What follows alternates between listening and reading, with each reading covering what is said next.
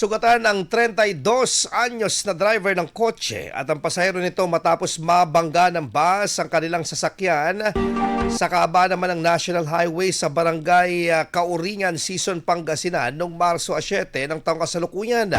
Batay sa paunang investigasyon ng Sison Municipal Police Station, labas ng T-Plex Kauringan exit ramp ang kotse patungong National Highway. Nang pumasok ito sa intersection, nabangga ang kaliwang bahagi nito ng paparating na bus na minamaneho ng isang 47 anyos na driver mula Bataan. Dahil sa lakas ng banggaan, tumilapon ang kotse at bumangga pa sa isang trailer truck na nakaparada sa outer lane ng kalsada malapit sa intersection. Nagtamo ng mga sugat sa iba't ibang bahagi ng katawan ng driver at pasahero ng kotse at agad silang isinugod sa pinakamalapit na ospital habang dinala naman ng kustodiya ng Sison Municipal Police Station ang mga nasangkot sa sasakyan para sa karagdagang investigasyon. IFM News. IFM News.